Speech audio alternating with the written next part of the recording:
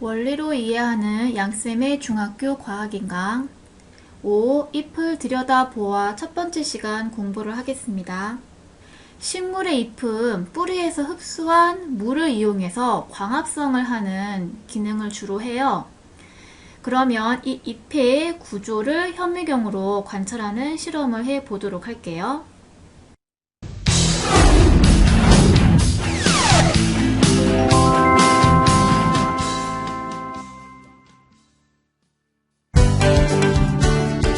잎의 단면과 잎의 뒷면 표피를 관찰하여 잎의 구조를 알아보겠습니다.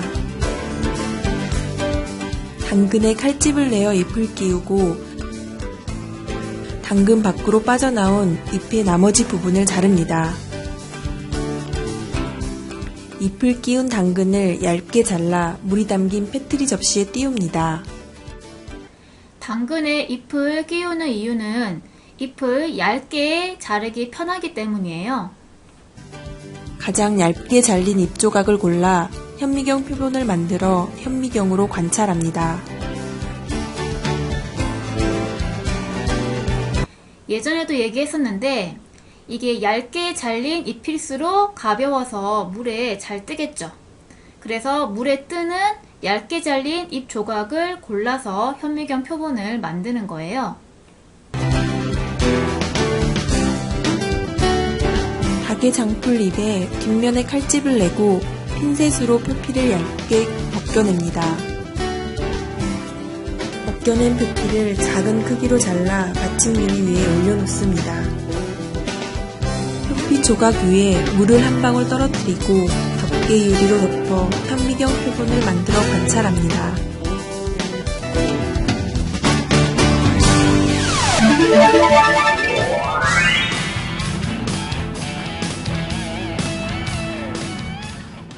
자, 그러면 현미경으로 관찰했던 잎의 구조에 대해서 학습지를 통해서 알아보도록 할게요.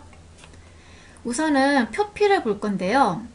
겉표의 껍질피죠. 겉껍질.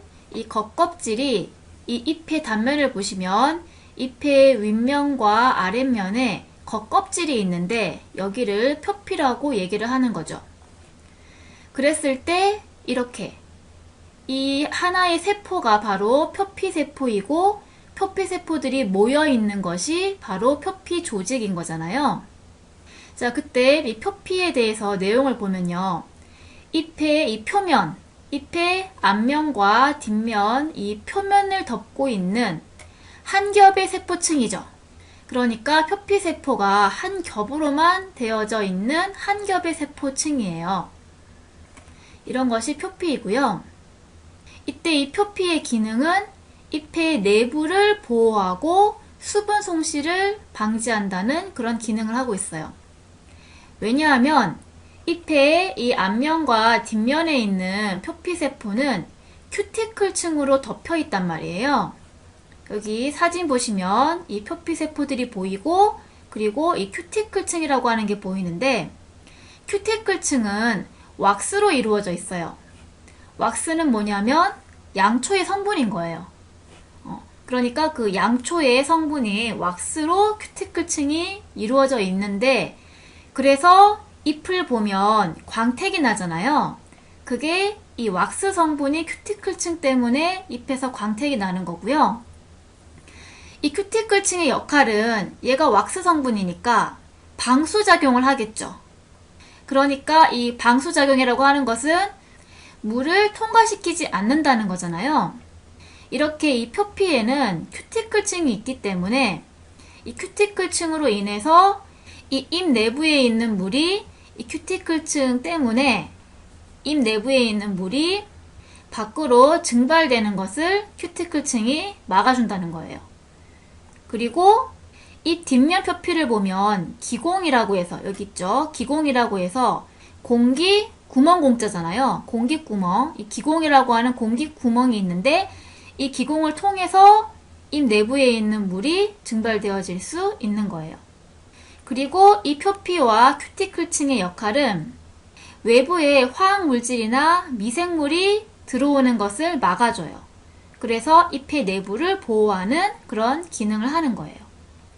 그래서 표피의 기능은 잎의 내부를 보호하면서 이 잎 내부에 있는 그 수분의 증발로 인한 손실을 방지하는 그런 역할을 한다는 거예요. 그래서 이것이 잎의 종단면, 그러니까 세로로 자른 현미경 사진인데요. 여기 보시면 잎의 앞면에 있는 표피세포 이 한 겹, 뒷면에 있는 표피세포 이 한 겹을 볼 수가 있죠. 그리고 이 뒷면에 표피를 보면 공변세포라고 하는 게 있어요. 이 공변세포라고 하는 것은 이게 구멍공 겹변이니까 이렇게 구멍 곁에 있는 세포다라고 해서 공변세포라고 부르는 거고요. 여기 보시면 이 공변세포의 그림과 이제 사진이 있는데요. 이런 공변세포는 주로 잎의 뒷면에 있어요. 그리고 이 공변세포는 표피세포가 변한 반달 모양의 세포예요. 그러니까 이 표피세포가 변한 것이 공변세포인데 모양을 보시면 이게 반달 모양이잖아요. 그러니까 달의 반쪽. 이런 반달 모양의 세포가 이게 요거 세포 하나가 공변세포예요. 이거 세포 하나도 공변세포고. 이런 게 공변세포고요. 공변세포의 특징은 이 보시면 이 공변세포 하나에서 보시면 이 세포를 둘러싸고 있는 세포벽이 이렇게 보이잖아요. 근데 이 사진에서 보시면 이 기공 쪽에 있는 안쪽 세포벽이 바깥쪽 세포벽보다 더 두꺼워서 진하게 보이는 걸 볼 수가 있죠. 그런 차이가 있고요. 그리고 곤변세포 이렇게 두 개가 모여서 곤변세포 사이에 공기 구멍인 기공을 이루고 있어요. 그리고 또 곤변세포의 특징은요. 이 녹색 알갱이가 보이는데 이 녹색 알갱이가 바로 엽록체예요. 표피세포에서는 엽록체가 없어요. 그런데 공변세포에는 엽록체가 있어요. 엽록체가 있으면 엽록체에서 광합성을 하잖아요. 그래서 이 공변세포에서는 공변세포의 엽록체에서 광합성을 하고 있어요.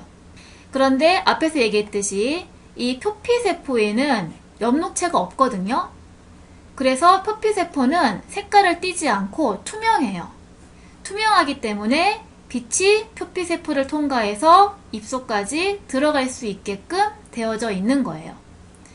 이렇게 표피세포를 통과해서 빛이 들어오게 되면 엽록체를 가지고 있는 울타리 조직, 해면 조직, 공변세포 이런 데에서 표피세포에서 통과해서 들어온 빛을 받아서 광합성을 잘 할 수가 있는 거겠죠.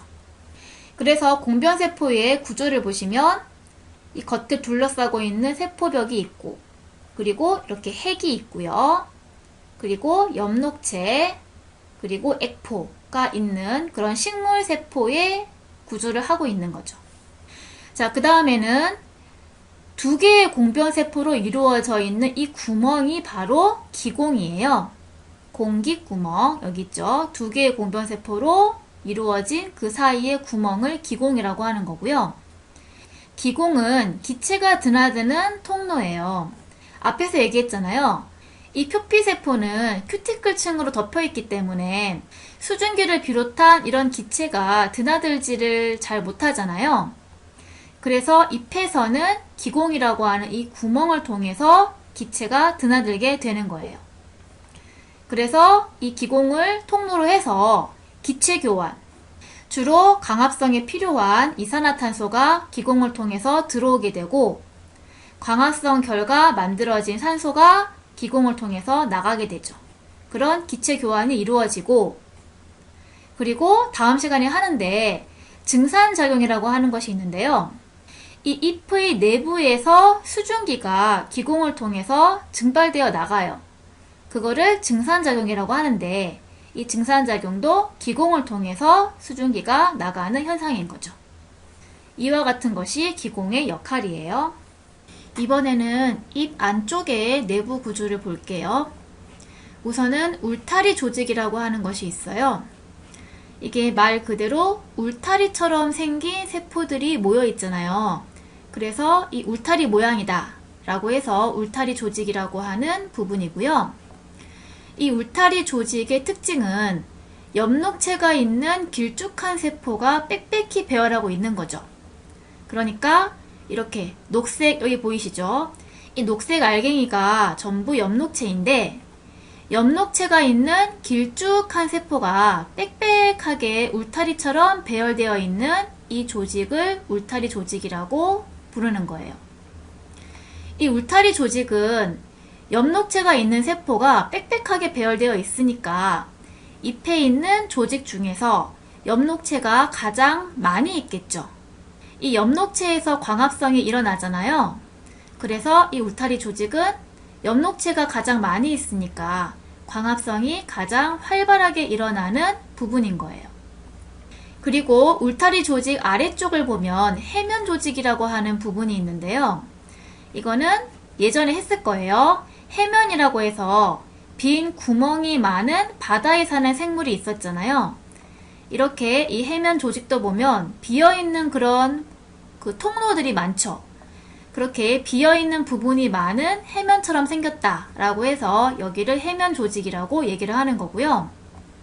이 해면 조직은 어떤 거냐면 엽록체가 있는 둥근 세포가 마찬가지죠. 엽록체가 있는 이런 둥근 세포가 엉성하게, 울타리 조직은 빽빽하게 배열해 있는데 해면 조직은 엉성하게 뭔가 빈 공간이 많게 그렇게 배열되어 있는 부분이에요.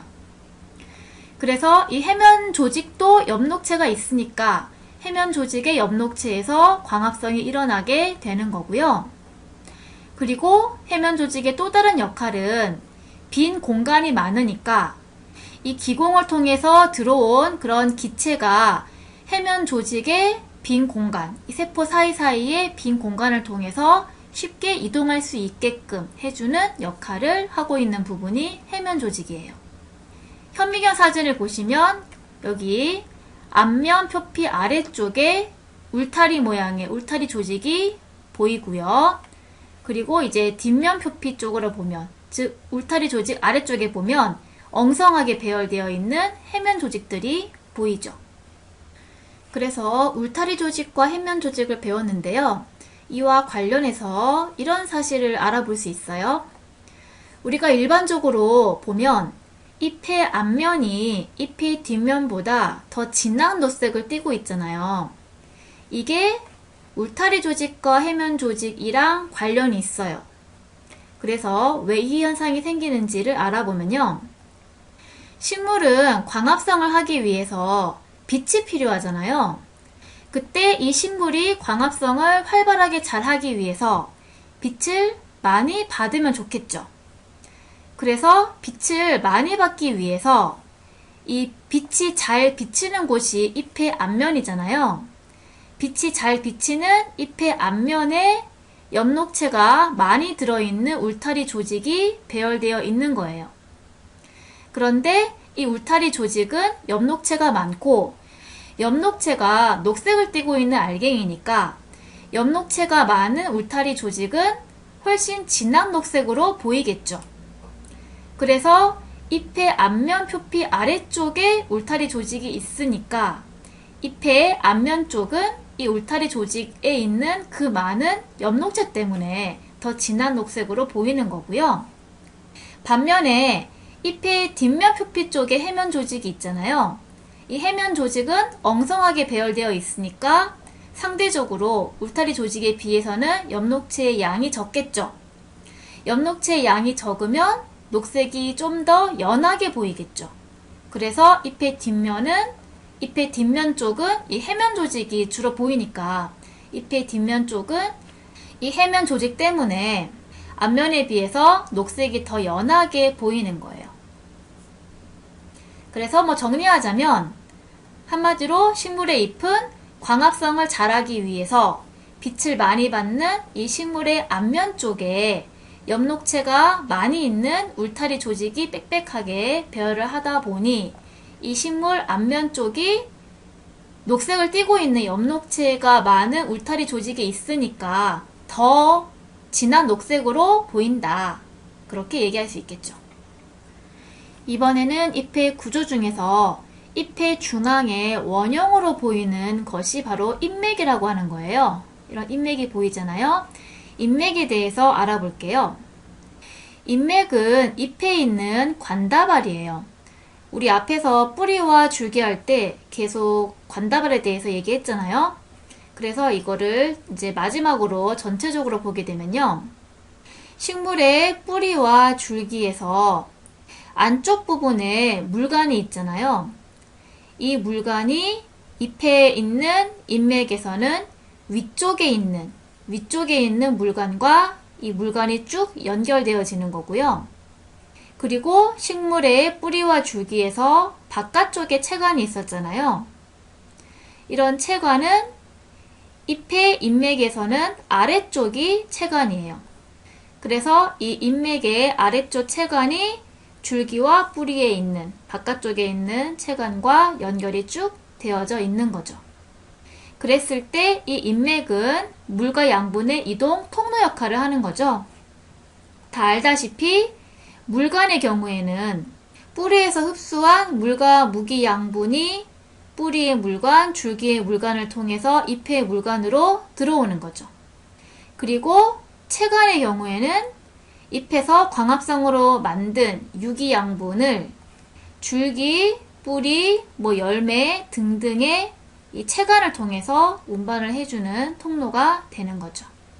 그리고 이 인맥은 여기 사진 보시면 이렇게 남아있는 이런 부분들이 다 인맥인데요. 보시다시피 인맥은 잎을 지탱하는 그런 역할도 하고 있어요. 그래서 현미경 사진을 보시면 이 잎의 중앙에 인맥이 있는데 인맥의 이 앞면, 그러니까 위쪽에 있는 게 물관, 그리고 아래쪽에 있는 게 바로 채관이에요. 이 인맥이라고 하는 것은 말 그대로 잎에 있는 맥, 그러니까 동맥, 정맥 같은 그런 동맥, 정맥 같은 운반의 역할을 하고 있잖아요. 그래서 잎에 있는 맥이다 라고 해서 인맥이라고 부르는 거예요. 이렇게 인맥이 보이는데요. 인맥이 잎에 분포하는 모양은 식물의 종류에 따라서 차이가 있어요. 우리가 쌍떡잎 식물, 떡잎이 2장이 쌍떡잎 식물, 떡잎이 1장이 외떡잎 식물에서 뿌리와 줄기에서의 차이점을 공부했잖아요. 이번에는 잎에서의 차이점을 알아보면요. 쌍떡잎 식물의 경우에는 잎에서의 잎맥이 그물맥이에요. 그러니까 이 잎맥이 잎사귀 전체에 그물처럼 잎맥이 퍼져 있는 걸 보이죠. 이것이 쌍떡잎 식물에서 볼 수 있는 잎맥, 즉 그물맥이라고 하는 잎맥의 모양이고요. 반면에 외떡잎 식물에서는 잎의 잎맥이 나란히 맥이에요. 그러니까 이 잎맥이 이렇게 하얗게 되어 있는 이런 잎맥이 이 잎사귀와 평행하게 나란하게 되어 있는 잎맥이잖아요. 그래서 나란히 맥이라고 부르는 거예요. 그래서 이 쌍떡잎 식물과 외떡잎 식물에서의 잎, 줄기, 뿌리의 차이점을 다 공부했고 꽃에서도 차이점이 있어요. 자, 그러면 잎의 구조를 다 했고요. 두 번째로 잎의 기능이 나오는데요. 잎에서 하는 기능은 잎은 엽록체가 있으니까 엽록체에서 광합성을 하고, 그리고 이 기공을 통해서 수분이 증발되어 나가는 증산작용을 하고요.